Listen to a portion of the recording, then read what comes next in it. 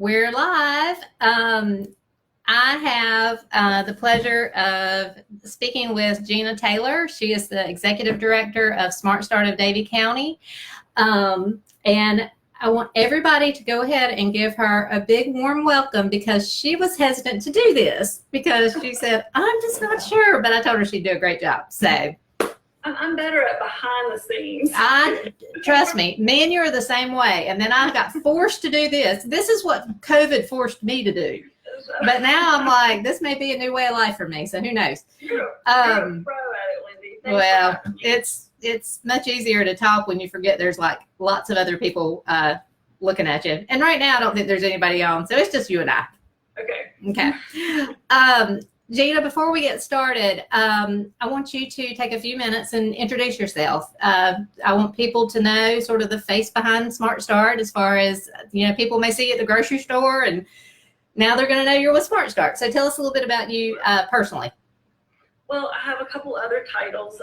One of my titles is Rob's wife. I'm married to Rob Taylor. We've been married for 25 years. And then my favorite title is mom to Morgan and Maddie. So both my girls are in college. They're both going through a little change right now with COVID, and my senior at NC State. So we hate that graduation is being postponed, but we are still very, very proud. Yeah. So we look towards celebration in the coming months. That's right. So you've got Morgan is the senior at State. Morgan is a senior at State. And so she graduates in May. Yes. And you told me yesterday she has a job. Yay! Yes, yay!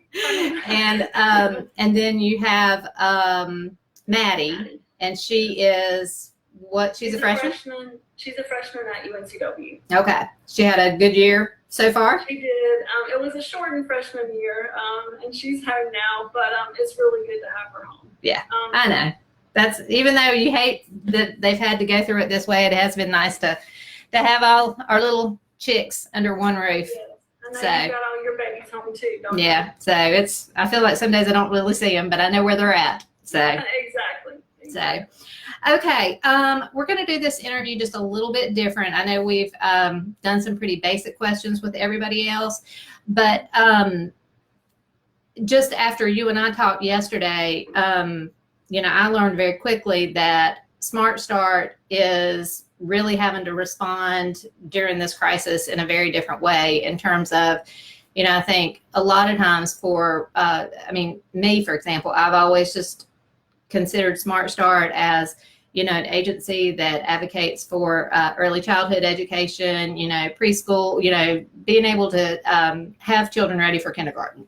But I think now you all have had to step into an entirely different role because you're somewhat in crisis mode in terms of, especially because you're dealing with kids who are that child care age. So tell us a little bit about what that looks like. What is sort of the child care crisis in North Carolina, and especially how that is dealing, or how that's affecting Davie County? Well, not just from a Smart Start standpoint, but I'd like to really shed some light on the child care industry. Smart Start has always supported child care providers, and our early care and education programs are the support for child care centers. But I think COVID has really shed some light as to how essential these child care directors and teachers are. The state forced all of the child care centers to close as of March 31st. They all had to reapply to open for essential workers. And Davie County is extraordinarily fortunate in that we have over 75% of our child care centers open. That's not the case in other counties. In larger counties, they're lucky to have 50%, some even less than 50% of the child care facilities that are open to provide that care. So our directors didn't hesitate to step up to the plate. They're open despite concerns of their own health. Many of them don't have health care benefits. Many of them were not ready, with essential supplies such as cleaning supplies. et cetera, to take it. No one knew a pandemic was coming. Yeah. So right. that they've all stepped up to the plate. And I think that it's time that we really need to realize that these directors in child care facilities are truly essential staff. And if we want to get our workforce back on track after, in the next couple months, we've got to look a little bit differently at our child care centers and the support for them. Right. Sure, we have, subsidized child care scholarship programs, and those are still being paid through the state, but a lot of these facilities are not getting private pay from the parents that are home and keeping their children at home. The other 50 to 75% of their enrollment are not at the center because they're just taking care of essential workers' children right now. Okay. So they're not getting that income fluctuation, and we want to make sure that those centers can sustain and stay open once this crisis is over. Okay. So basically what you're saying is, I know I kind of compare it to just any local small business. Once you have fewer customers coming in the door, your revenue goes down, Yes. but it still costs the same amount of money to keep the doors open. Absolutely. So, Absolutely. and I think that's something we forget about with child care centers and child care workers. So that's certainly something we need to keep in mind. Tell me, go ahead. I just want to make sure that we, that those teachers, that they're brought to the level of, they're not just a babysitter. They are teachers, the early care, the infant toddler teachers, the 3-4-year-olds. Just improve compensation and benefits for those around going forward. I think Right. that is something that's been in conversations with our state and local governments for years, but this may shed some more light on that as to how essential they are. Yeah, absolutely. And now, I know yesterday when you and I talked, now how many licensed child care centers do we have in Davie? We actually have 18, but a lot of those are through the school system. A lot of those are NC pre-K classrooms. So when you look at licensed centers, private centers, they're typically around 9 that we have that we support on a regular basis. And then there are 9 classrooms in the NC pre-K classrooms under Davie County Schools. Okay. And of those 9 private centers, 7 of those are open right now. Okay. So 7 are open. Okay. Let's see. And we also want to make sure that we give support to those centers that didn't have the capacity to stay open. Right. And who may have had workers with increased health risk and such like that. We want to make sure that we give support to those centers as well to make sure that they can reopen. Okay. I wanted to give you a chance to talk a little bit about how Smart Start is kind of, handling this, how you're working with your centers. Something that you mentioned to me yesterday, and I never would have thought about this, but I think it's a great example. You were talking about how when a child care center or somebody, I would think especially like a smaller center, if they go to the grocery store and they're buying milk for however many kids that they're caring for that are children of essential workers, they may need to buy 6 gallons of milk for that day. And some of the challenges that because once they started putting in restrictions on things that we were able to buy, how were you all able to sort of play a role in that and help them sort of guide them through that to get the supplies they needed? Well, Smart Start as a statewide network, we're working to be the liaison to child care centers to help them find resources. And that was one of the stories, is that the reason we're trying to connect them with resources. The first couple weeks, I guess the 3rd, 4th week in March, is when we were really starting to hear these stories come from not only our community and our county, but all across the state.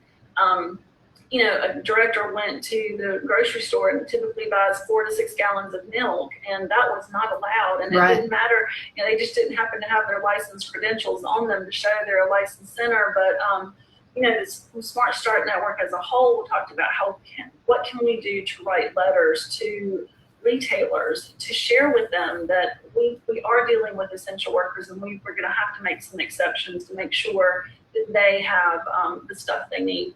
And I want to put a shout out to Davie County Schools. They are not only serving school-age children, but they have partnered with all of our centers that are open. And all of our center directors can go through the school system to pick up free lunches, I believe, and breakfast, 2 meals a day for the children that they are serving in their centers, and that's been a huge help. Yeah. And our licensed consultant was a big part of connecting those two together. So that's just another thing that I love about Davie County, that there's so many resources and so many folks that are working together to make sure no one falls short, even though some of the stories took a week or so to fix, but we are making necessary changes. Right. And then from our standpoint, we had centers that just needed cleaning supplies, and our organization reached out to some of the church preschools that were closed. Mm-hmm. We asked them if they had donated materials or things that they had bought that they weren't going to use for the remainder of this year. We had 2 or 3 agencies and churches that stepped up and left out Clorox wipes and cleaning supplies, and we were able to pick those up, and I distributed those to the centers that needed them. We have a local retailer that allowed us to purchase hand sanitizer in bulk, and we're distributing that this week to the centers. Just little things. One center needed toilet paper. And we had a parent step up and provide that for them, or they had a parent. But, just little things that you don't think of. Right. Yeah, and I think, that partnership that formed between you all seeing that need and the school system being able to step in. So that was, that was a true example of the community coming together. Absolutely. As far as talking about still trying to gather supplies at some of these childcare centers, because they're going to go through them. If somebody wants to, if they say, hey, unfortunately, I'm one of those folks who hoarded toilet paper and I've got some extra I can spare. I might come see you personally now. I know, us too. We're rationing these days. But if they have some materials that they would like to get into the hands of you so you can distribute appropriately, how can they do that? Absolutely. They can call our office, leave us a message. We're working skeleton crew. We're half here at the office, half at home. But we have a box right outside our staff entrance, up into the middle entrance. And we have that. We'll put that on our website and put it on a social media as well.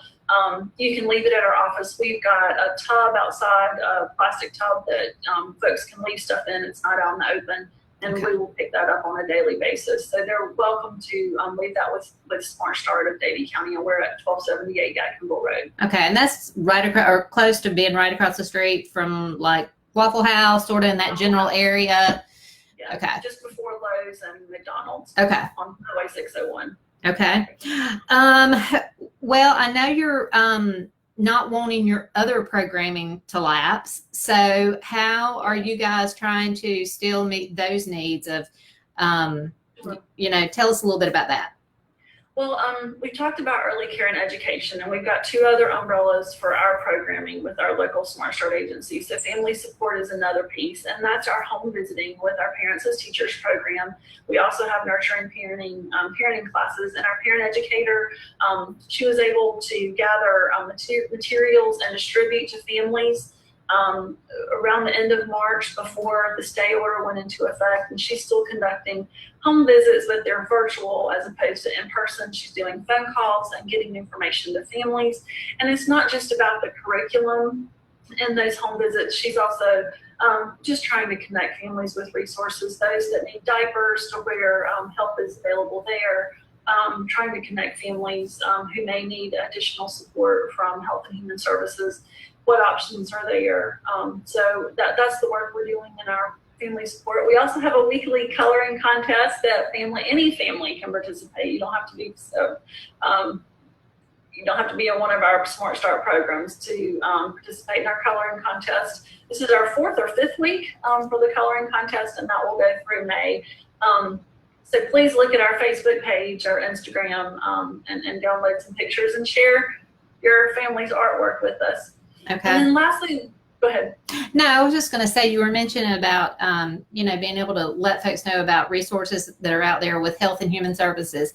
3 months ago, people may not have ever thought they would find themselves in the situation that they're in now where they might need those resources.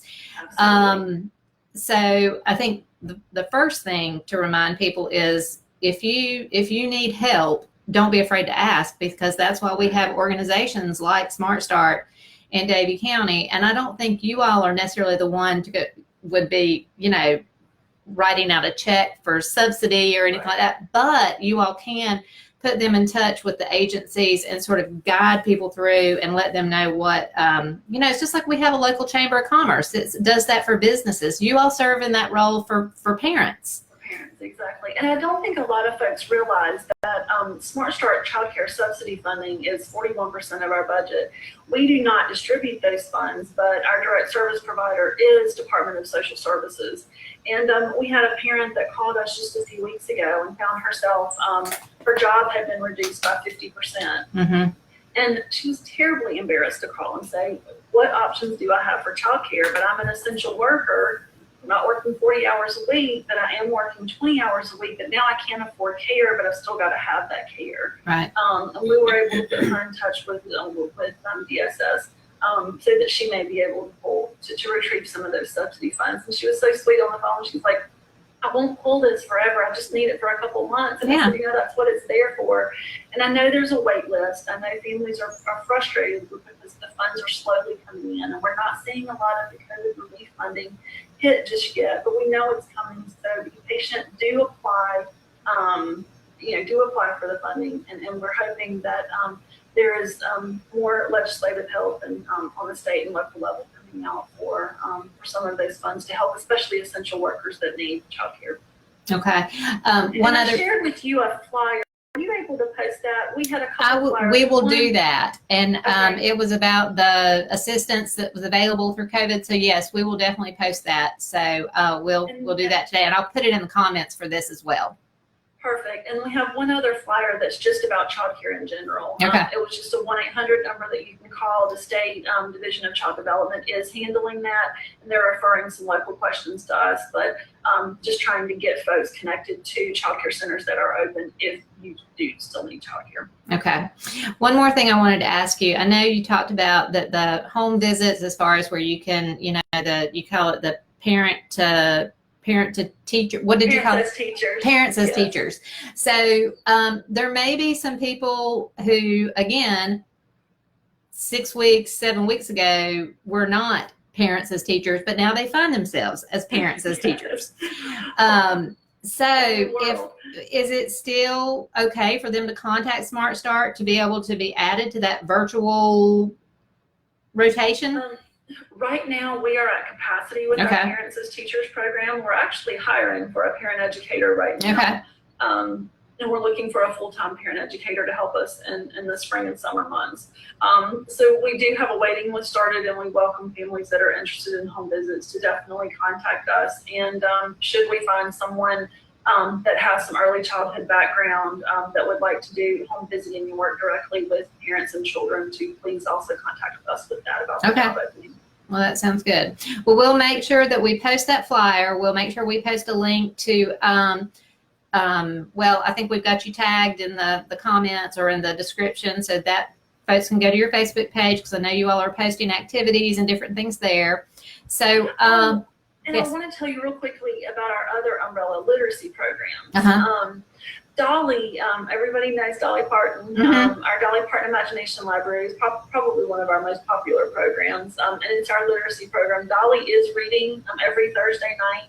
So if any parent that's at home that wants to have Dolly read a story to their children at night, the link is on our Facebook page as well. Okay. And another program that a lot of folks may not know about is Reach Out and Read. We've recently distributed more books to 4 of the doctor's offices that are local pediatricians and family practices who are still doing some well child visits, and we're trying to get books out to those parents, especially now that the parents are home and possibly can read more, how important literacy is for the overall well-being of children. Right. Okay. Well, I think you did a great job. So I know you were nervous, but see, now you're going to decide you're going to do this all the time now. So, but you did a great job, and I appreciate you joining us. I think you shared a lot of great information, and as additional information comes down through the pike, if you'll send it to us, we're happy to put it out to our listeners, viewers, whatever we can do. So we appreciate you all Well, thank you for shedding some light on Smart Start and early education. For folks that want to learn more, please let us know. We appreciate all of our volunteers, our board members, and if you'd like to get involved in our organization, please reach out. Okay. Well, that sounds great. Well, thank you, Gena. Thank you, Wendy. I appreciate your time. Thank you. See you. Have a good day. You too. Bye.